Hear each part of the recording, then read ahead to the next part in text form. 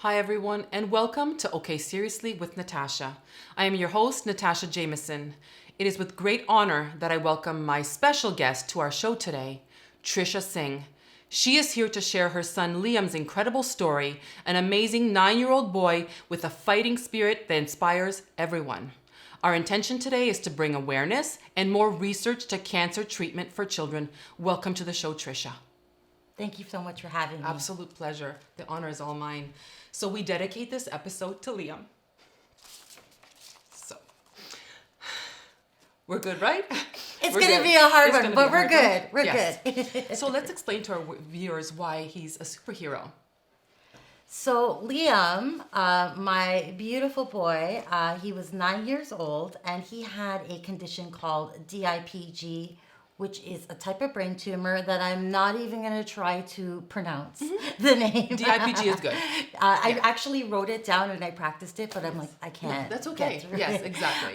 So he had DIPG. It's basically a brain tumor in your back of your head here, in your brain stem. And it's pretty rare, and unfortunately, there isn't any cure. So when I did find out that Liam had cancer, I also found out that it was going to be fatal as well. Exactly. We need to talk about some of the symptoms. So symptoms... This is so rare that some people might not even be able to identify it if they have a child. And the sad thing about it is really, Natasha, every child who gets ill with DIPG, it hits them differently because it depends where the tumor is in their brain. Okay. So for Liam, I can talk about... Let's talk about Liam. He just started off with just, being a little bit more hyper and saying like maybe bad words, and he would fall off his chair, and we thought, he thinks he's being silly. You know what I mean? A little boy. Yeah. You thought more behavioral, right? Exactly. Like just kind of, exactly. The age. That was his age. He was in grade 1, and he was a very busy boy, as many boys that's true. That age, right? Yes. So, that's where it started. And then he would get nauseous sometimes and throw up, especially in the morning, be very dizzy, lose his balance, things like that. And I took him to the doctor. It took about 6 months of just taking him to the doctor and trying to find out if what is wrong or if anything's wrong with him. Of course, I didn't think it was cancer. I just thought maybe like a learning disability or, something, right? Not cancer. You never think cancer. Of course, no. That's the last thing that you think about, actually. Exactly. That was around September. His teacher had said, this is looking concerning. And then fast forward to December, around Christmas time, he was just really sick during that Christmas, and he wasn't himself, and he loved sick, Christmas. Like physically, like he was just like we thought maybe it was a stomach bug or something. He was just throwing up. And he just wasn't himself. And Christmas, Liam loved Christmas. So fast forward, now it's time to get ready to go back to school. And I just said one day, he had thrown up in the morning. I said, no, you know what? I'm gonna just take him to the hospital again, and I'm gonna demand answers. I'm not leaving until I find out what's going to happen. So we packed him up, took him to the hospital. Thankfully, the doctors, they took it pretty seriously because they could see he's like wobbly. Of course, there's something going on. Going on. So they did some tests, and that's when I found out he had cancer. I didn't know what kind of cancer, what was happening. I just knew that he had a brain tumor, and that's it. And now he would have to be transferred to sick kids to find out. What is that? I can't even imagine as a parent. Like, were you like in shock? Like, did you not believe it? Could you hear it? Could you understand it? Like, what were you going through? Oh my God. Even just thinking about it right now, it's hard. Like I said, when I became a mom, I never thought I would hear the words, your child has cancer. You know what I mean? So when they said, he has a brain tumor, of course, I kind of fell to the ground. It's a hospital, but I was so upset. I couldn't believe that this was happening. And then, like I said, because we were at a hospital that, I guess they didn't have enough, they needed to transfer him to sick kids, right? Yes. So all I knew is that he had a brain tumor. We would have to wait until we get evaluations, examinations, move tests. to sick kids. Exactly. So the next 24 hours after that was like, I'll never forget. No. How can you?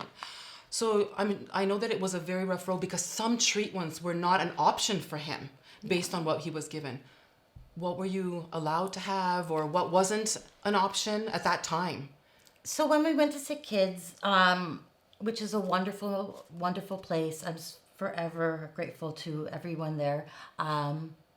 They were able to do more tests on him and see exactly. So that's really where, I got the answers of, Yes. It's DIPG. Right. The way the doctor explained it, it's like a plant, a beautiful plant, and the water is not getting to the root.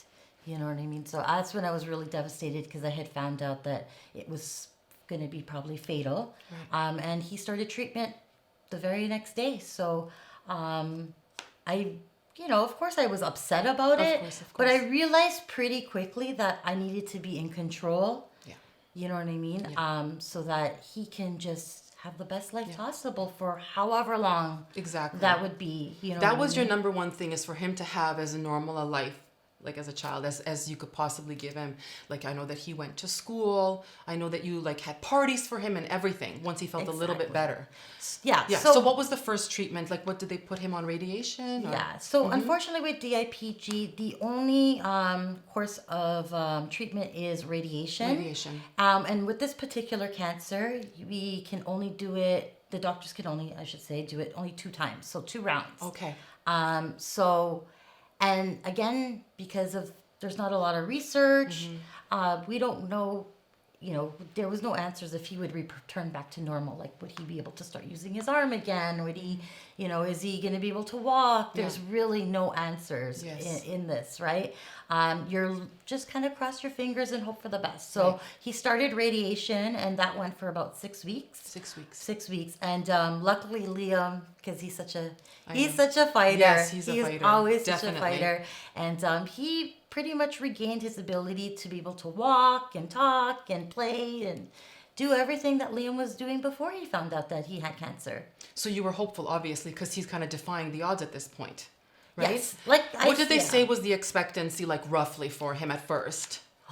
It was like a short window, wasn't it? Like 3 to 6 months or something like that? Yeah. So what it is when you find out your kid has cancer, they take you into this big room. Of course. There's all these doctors and all kinds of different people there, and then they explain it to you. So what they explained to me is, like I told you about the plant, and they told me 6 to 9 months. 6 to 9. And the radiation is just to give us the time so that we can do more things with Liam, right? Like whatever we wanted to do at this point, right? It's just for time. But essentially, there's nothing else we could do. Right. Yeah. Yeah. There were many times, like we were talking about, that different treatments were not an option. How did this little guy stand strong and, beat all these odds? What do you think it took out of him to go through this? Because he's a tough little boy to be able to go through all this,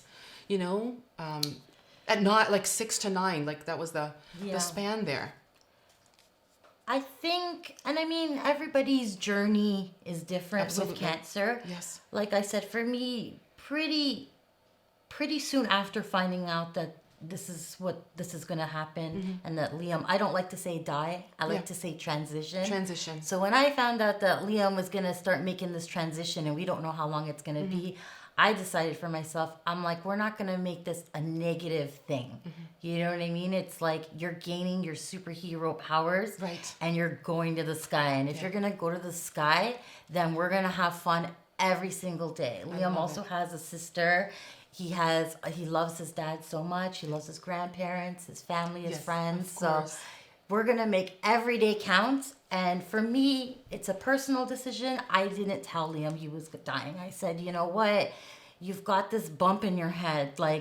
And we would joke all of the time, oh my God, this bump's coming back. But not cancer. Yeah, he had no we've clue. got this bump in our head. You know what I mean? And it's just Liam, why is it coming? You know what I mean? That's what we tell him. We're like, so, in Ben 10, when he has his... Let's explain about that. Oh, sorry. Because we didn't explain so that our viewers understand. So Ben 10 is like a cartoon? Yes. So tell us about it. So Ben 10 is a cartoon. It was his favorite, right? It was his absolute favorite. Yes. And Ben 10 has a watch.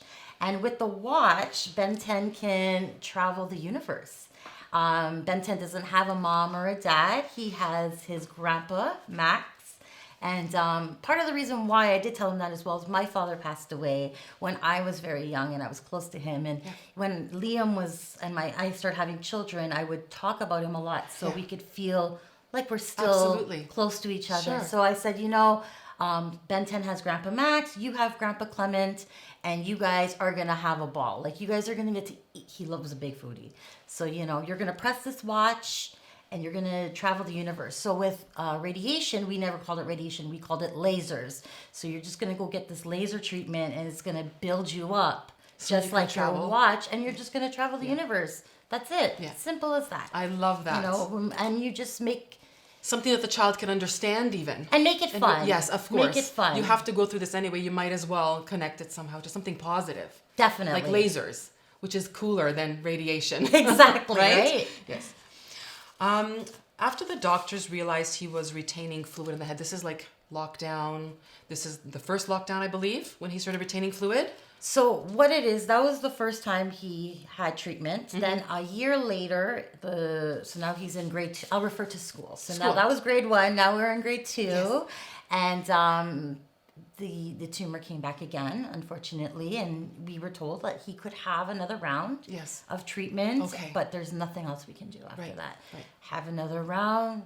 Great year. Now we're in grade 3, which we never thought would even happen, right? So we're in grade 3, and it comes back again. It was on his birthday. Oh. Yes, so that was really hard. But you still had a party. Yeah. So what we did is, it's amazing how cancer or how a sickness can bring a community together. I'm very grateful to our community, our school. So I had this party where we rented out our local community center, and his teachers came and his friends and family. But unfortunately, he wasn't feeling well that day. And I just knew as a mom, you're a mom, so in your heart. I knew what was happening, so we tried to make the best out of that day, and I'll never forget it. But I knew that we would be taking him to the hospital the next day, and they're going to be preparing me for this transition now, right? Yes. And that's what it was. It was, telling me that there's nothing else we can do. And that's it. And that was around Christmas time, just before pandemic. So we celebrated Christmas. We tried to make the best of it. He got to do his wish with Make the Wish. Yes. Raptors had just won that year, so he got to go see when they get the ring. I'm not a big sports person. Cool for a little boy. When they get the championship ring, right? Absolutely. And he was a big foodie, so he got to stay downtown at the Fairmont and have room service. And wow, wonderful. Just eat whatever you wanted. So his birthday was in November, so now we're doing this in December, the Make a Wish. Christmas happens, New Year's happens, and this guy's. He's deteriorating, but he's still fighting. He's fighting. He's a strong, tough boy. He couldn't walk at this point. He was very limp, very sick, very weak, but he was still fighting. So the doctors got together and said, well, this is strange. Yes. He's defying every... because there's no medicine. Wow, there's nothing that we're doing. Yeah. We're just kind of just waiting at this point, and that's it. So they offered him another round of radiation, which was I think at the time, maybe one other person, one other child might have done it before, if I'm not mistaken, and just Liam. It's this is not something that happens. So Liam has his radiation, he gets as good as he can get. Then he had the lockdown stuff starts happening, and that's when we found out that he had the fluid in his brain. Oh, okay. And that's when he had to have surgery. So now it's he's gone through this laser thing 3 times, right? He's in grade 3. He's amazing, and now he's got fluid in his brain, and he's got to have surgery. What does my Liam do? My Liam has the surgery. Yes, of and course. My Liam comes back to school, but then COVID happened. So he did get to go to school for about 3 weeks, and he was very happy. Yes. Just so happy to be at school after. With his friends. Yes. That's all he wanted. Life. Yeah, that's all he wanted. He just wanted to be with his friends and his teachers and have fun. So unfortunately, with all of us, the pandemic happened. And that changed everything. It really did. It changed how his care was. It changed me as a person. It just, it was very became hard. more isolating. Yeah, so especially for him too. I think I'm not a doctor. I'm not a medical profession. I'm just mom. But sometimes I think that makes me certified. Yes, absolutely, right? totally. So in a mom's perspective, I feel me kind of telling the story about Ben 10 and telling him that he's going to become a superhero. Yes. And you're going to go to school because we have no excuses. There's no excuses in this house. Right. You're going to get up, you're going to go to school, and you're going to enjoy all this time with your sister. That's right. That motivated him. Yes, of course. It gave him life, and it gave him hope. It did. And it gave him that will to just keep going. So when that was taken away from him, and now he's completely isolated, can't see his friends, it was huge. And I think it really forever changed Liam. Exactly. So fast forward now, we're into August of that same year, was like 2020, lockdown, and we're kind of sort of getting used to this new normal. Yeah. And it was just hard for him, I think, that just having a summer away from not seeing his friends and his family. So unfortunately, he suffered a stroke in August. So we spent some time, it's the kids in isolation and stuff, and that was really hard for him. But like the Liam he is. Yes, right. The Liam he is, he still came out of that. Of course, he's never going to be 100%, but the fact that he was still fighting, the doctors were like, wow, we've never seen this with DIPG. Like, this doesn't happen. What is going on? If it's up to you, it's of course up to your parent, but if you allow, we would try this radiation again. And this has never been done in the world. Yes. This is the first time, so you don't know what you're tracking, you know what I know. Yeah. I said, of course, you know what I mean? I just, any day, any hour, any minute I had with Liam was a blessing. So we did it, and he tried his best, but he made it back to first day of school, that's great. Grade 4, made it back to school. And so then after that, so he's back to his, new normal. So then we have... Yeah, so he took a bit of a decline. Yeah, so that year, grade 4 was really hard because now he's in a wheelchair. That's right. But he enjoyed it because his sister now, who was so young, she was not even 2 when he got sick, and now she's joining him. Oh, to go to school together. So even though he was in a wheelchair, it didn't matter. He was picking up his sister after school, dropping her off. Yes. You know what I mean? It was amazing. He was happy just to be back at school. Yeah. He didn't. The students never treated him different, and he was enjoying himself. Yes. And then COVID happened again. Unfortunately, we were like in and out of lockdown, right? So this in and out kind of just kept happening, and that basically took a decline on him again. Exactly. He passed away in May, but we were in lockdown for quite some time, and I think the isolation at that point just really got to him. Absolutely. It was maybe a couple months, 2 to 3 months. I don't exactly remember. Yeah. At least 2 to 3 months of us just being in lockdown, and we didn't end up going back to school that year. That's right. That's true. Right? Yes. And poor guy, he just couldn't handle just, being in isolation. Yeah, so take us to that night. Yeah. So unfortunately in May, he passed away. Because it was locked down. Yeah.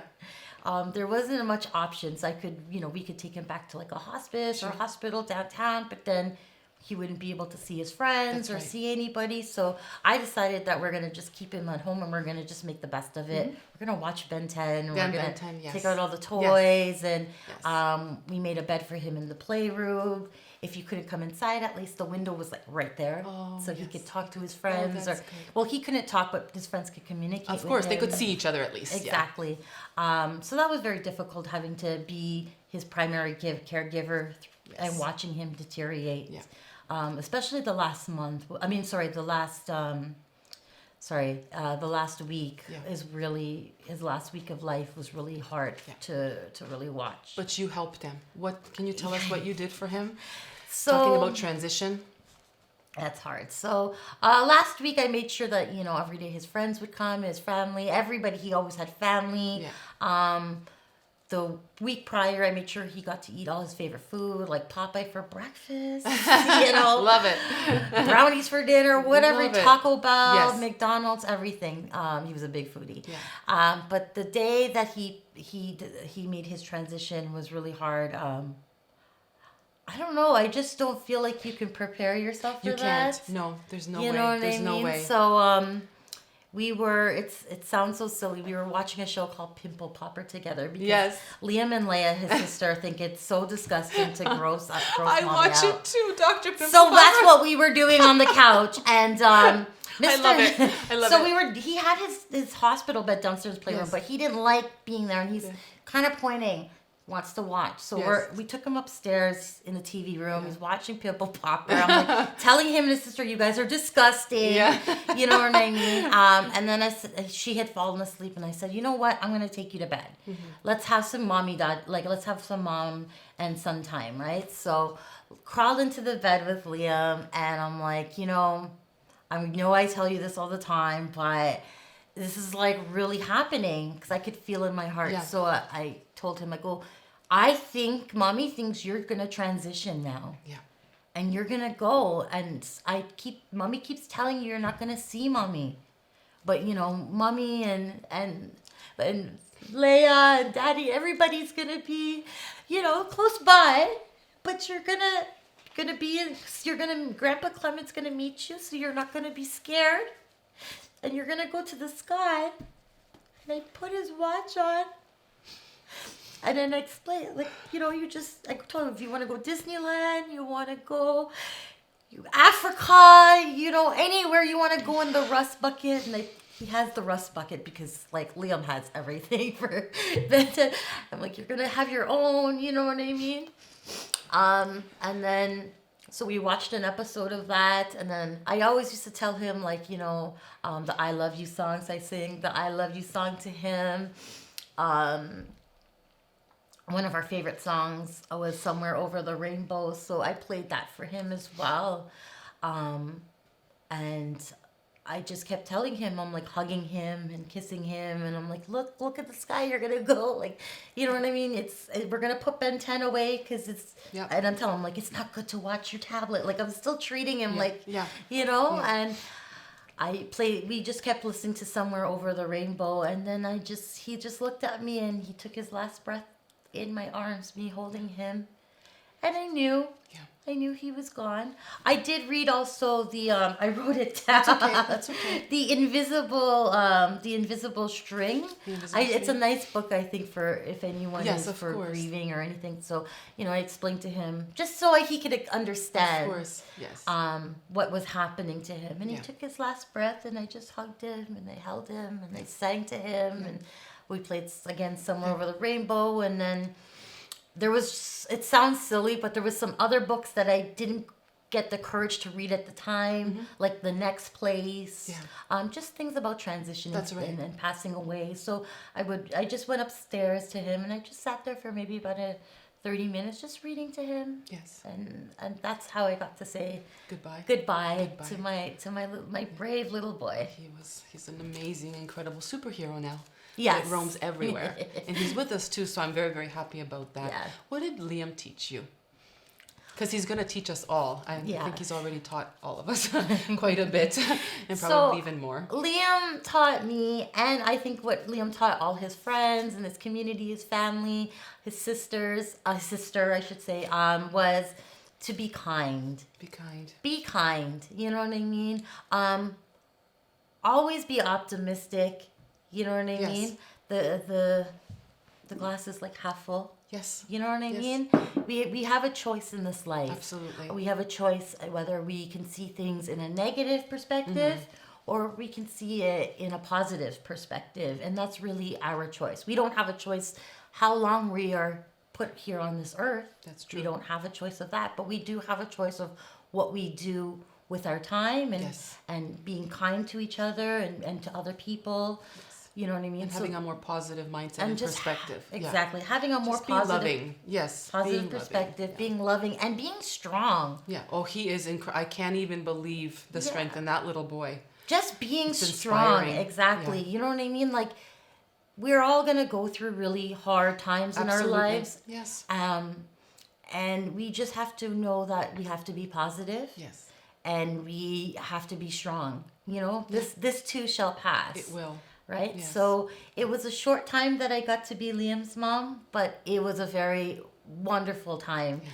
those 9 years I will forever treasure for however long I'm here on this earth. And I will always take the lessons that I learned from Liam again about being kind, and just, I don't know, just being kind, just being loving and warm, being strong, just fighting. His smile. He's a fighting spirit. Such a fighting spirit. Even as like I'm talking to you, I see in his face his big smile. Yes, you know what I mean? And just being so giving to others. Yes. So I take all that Liam actually taught me, and I want to just incorporate that in my life and give that back to others. Absolutely. I think that's beautiful. And on that note, thank you so much for being on the show.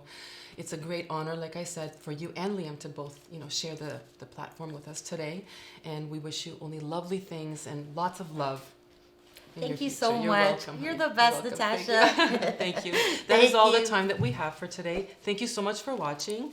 Please make sure to subscribe to our channel as we help lots and lots of viewers. And until next time, bye.